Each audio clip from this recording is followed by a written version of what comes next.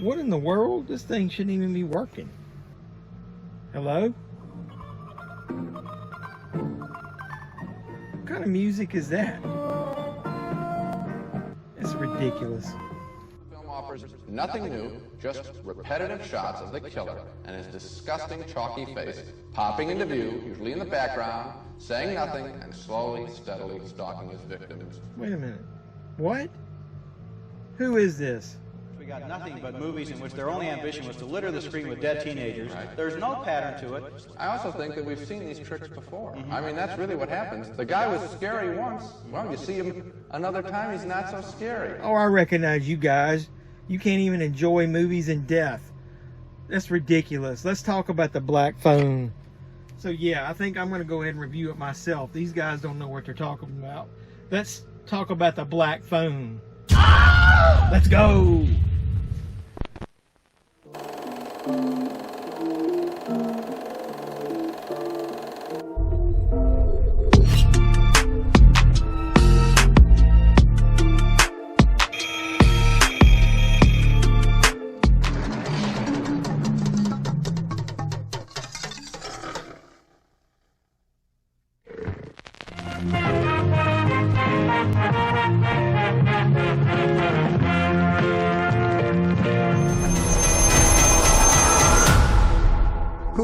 The creepiest damn thing. So what's up, YouTube friends and family? Welcome back to the JevMan316 Pop Culture Reporter channel. I'm your host, as always, JevMan316, your Pop Culture Reporter.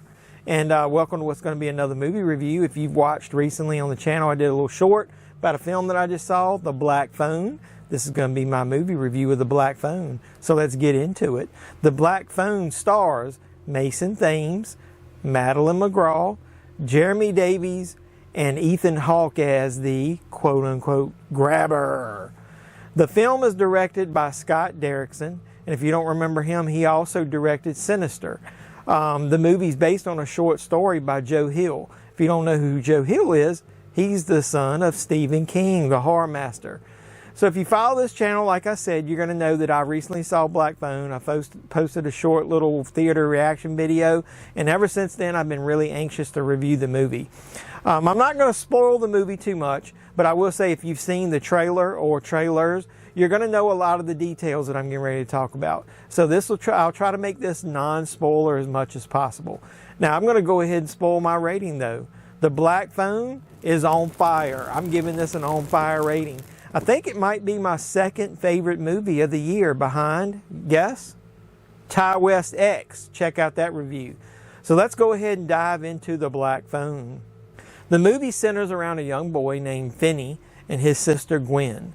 The town that our main two characters live in is slowly being terrorized by a child killer, and he's only known as the Grabber. They don't give him an actual name. So after being abducted by the Grabber and locked into a soundproof basement, 13-year-old Finney starts receiving phone calls on the old disconnected rotary phone from the killer's previous child victims. Don't hang up. Who are you? It doesn't work. Hang it up. That's kind of spooky, eh? So will those previous victims be able to help Finney escape the basement? Or will he just become one of the latest victims of the Grabber? This movie is set in the late 70s, and the filmmakers do an excellent job of making the film look and feel just like it's right out of that era. The two young actors who play the main characters that I mentioned, they're amazing in their roles. They're very realistic. They play a great brother and sister duo, very authentic. The banter and the interactions that they go through in the movie are also very believable. They add to that authenticity that you feel throughout the entire film. Now let's go ahead and talk about the character of the Grabber. The character isn't the main focal point of the story, if you can want to believe that. That honor belongs to the character of Finney. But the Grabber, who's played by Ethan Hawke, is a really mesmerizing character. And he really does grab your attention from the time he shows up on the screen, and he never lets go for a single scene that he's in. So outside of this great performance by Ethan Hawke, the Grabber is a terrific horror villain because of the detailed and creepy masks that he wears throughout the film. You notice I said masks and not mask. It's because it changes from scene to scene based on the emotion being portrayed by the grabber character.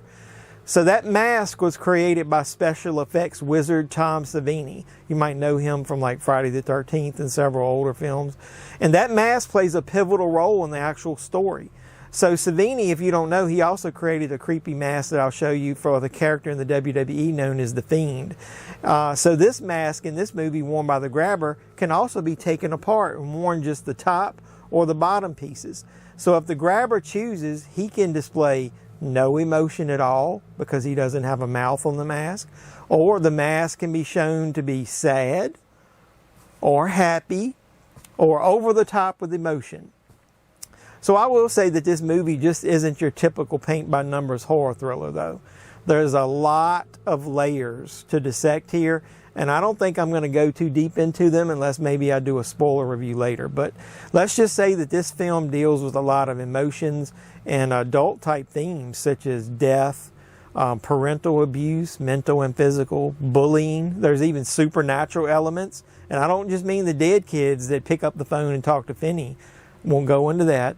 And let's not forget the horrific actions of kidnapping and murdering of children by the grabber. This may not be the film for someone who's dealt with similar tragic events in their life, though. I will say that these themes, though, are handled with care and they're presented in a very serious manner. Nothing is made fun of here or taken lightly. So I did love the previous film that Ethan Hawke and Derrickson worked on. They paired up to make Sinister. And Sinister is one of my favorite films of all time. Now, while Black Phone is awesome, you can tell from my review, I don't think it's quite as good as Sinister, but it doesn't have to be to still be on fire. It is on fire in my book. So what are you waiting for? Run, don't walk to see the Black Phone now. So I really appreciate the support you guys have been giving me on the channel here lately. I'm slowly creeping up to the next milestone of subscribers. And hopefully I got more reviews coming. I've got a screener that Shudder has allowed me to watch early that I'm going to be posting a review of. I got some trailer reactions you probably see on the channel, all kinds of cool pop culture related stuff. So keep supporting the channel by liking every video you watch, comment on it. It doesn't matter what it is, whether you love it or hate it, put a comment. Like I said, make sure you're a subscriber, and then if you are, do the last thing and hit the notification bell. You'll know when I post new videos. So until next time, boys and girls, this is JeffMan316, your pop culture reporter, signing out saying, you guys be safe out there.